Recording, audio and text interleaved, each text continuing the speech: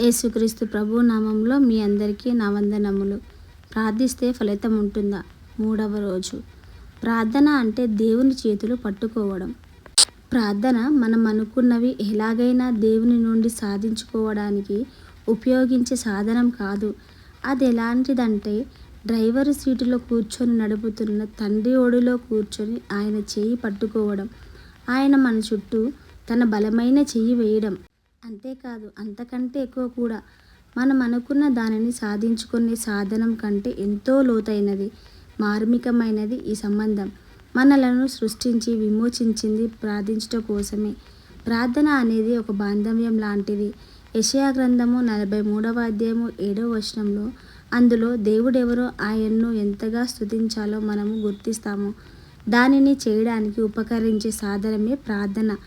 దేవునితో మనము వ్యవహరించేదంతా ప్రార్థనే. ప్రార్థనలో మనము దేవునిలోకి అమరిపోతాము, ఆయన మనలోకి అమరిపోతాడు.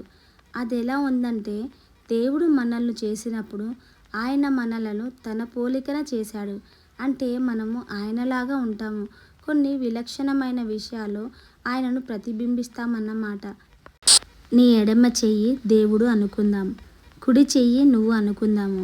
2 చేతులు ఒకేలా కనిపిస్తాయి, కానీ 2 ఒకటి కాదు, అవునా? అలాగే కొన్ని విషయాల్లో దేవుని పోలికలో సృష్టించబడిన వారముగా దేవుడిలాగా కనిపించిన మనము దేవుడు ఒకటి కాదు. మనము దేవునిలో ఇముడునట్లు దేవుని పోలికలో చేయబడ్డాము. మీ 2 చేతులు ఒకదాని వేళ్లను మరొక దానితో పెట్టి చూడండి.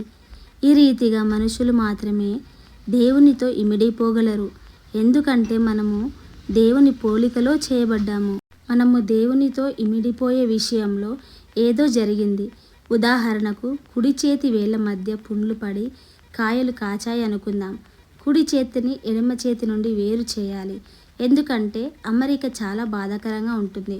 కుడి చేయి మనల్ని, అందులోని పుండ్లు మన పాపాలను సూచించాయని చెప్పుకున్నాం కదా. ఆదాము హవ్వలు పాపం చేసినప్పుడు పాపపు బాధ మూలంగా వారు దేవునిలో ఇమ్మడలేకపోయారు. పాపము ఉన్నంత కాలము వారు దేవునికి ఎడమగా ఉండవలసి వచ్చింది. మనమే ఆ కుడి చెయ్యి. అయితే మన చేతిలో ఉన్న ముళ్ళను తీసివేయడం మనకు సాధ్యం కాదు. తన చేతిలో ఉన్న ముళ్ళను కుడి చెయ్యి తీసివేసుకొనలేదు. దానికి ఎడమ చెయ్యి సాయం కావాలి. అదే మన పాపాల స్థితి. మన పాపాలను మనము తీసివేసుకోలేము గనక మరో చెయ్యి అంటే దేవుడు ఆ పని చెయ్యాలి. దేవుడు చేసింది అక్షరాలా అదే. దేవుడు మన మీద తన కరుణను చూపించి మన ముళ్ళును తీసివేసి మళ్ళీ మనము ఆయనలో ఇమిడిపోయేలా మన కోసం అరుదించాడు. మన పాపాలను పరిహరించి మనకు నూతన జీవము ఇవ్వడానికి ఆయన తన ఏకైక పరిపూర్ణ కుమారుని లోకానికి పంపించాడు. యేసు ప్రభువు సిలువలో ధరించిన ముళ్ళ కిరీటమును గూర్చి తలపోయండి. ఆ ముళ్ళ కిరీటము ఆయన తల మీద మోపినప్పుడు అవి మన పాపాలే. ముళ్ళు ఆయనలోకి దిగిపోయాయి. మీ 2 చేతులు ప్రార్థనకు జోడించినట్లు జోడించండి. నీ ఎడమ చెయ్యి దేవుడు, నీ కుడి చెయ్యి నీవు అని భావించు.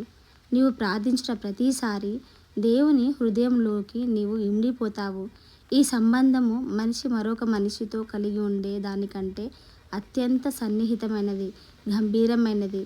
మనకు ఎంత సన్నిహితంగా ఉన్నవారైనా సరే వారి మనస్సులోకి మనం చొచ్చుకొని పోలేము గదా. దేవునితో మన సంబంధం పూర్తిగా భిన్నమైనది. దేవుని మనస్సును పరిశోధించే పరిశుద్ధాత్మ మనలో వచ్చి నివసిస్తాడు. ఒక మనుషుని సంగతులు అతనిలోనున్న మనుష్యాత్మకే కానీ మనుషులలో మరి ఎవనికిని తెలియను. అలాగే దేవుని సంగతులు దేవుని ఆత్మకే గాని మరి ఎవనికిని తెలియవు. దేవుని వలన మనకు తెలియజేయబడిన వాటిని తెలుసుకొనుటకై మనము లౌకికాత్మను గాక దేవుని యొద్ద నుండి వచ్చే ఆత్మను పొంది ఉన్నాము. ఆలోచించండి. దేవుని మనసును పరిశోధించే దేవుని ఆత్మ మనలో నివసించుచున్నదని మన ఆత్మ మన మనసును, ఆలోచనలను పరిశోధిస్తుంది. మనము దేవుని ఆత్మలో ఇమిడిపోయాము. ఆలోచనలలోనూ మనసులోనూ ఏకమైపోయి అత్యంత సన్నిహిత సంబంధం కలిగేలా చేసేది ప్రార్థన. ఒక రచయిత చెప్పినట్లు, మనం సాధారణ స్థాయి నుండి పరలౌకిక ఉన్నత స్థాయికి ఎగిసిపోవడమే. దేవుని సన్నిధిలో నీవు ఎప్పుడైనా పరవశించిపోయావా? అలాగైతే ఎవరితోనైనా నీ అనుభవాన్ని పంచుకో. ఒక ముఖ్య గమనిక, మనము దేవునిపై ఆధారపడి ఆయనలో ఇమిడిపోయే అనుభవమే ప్రార్థన.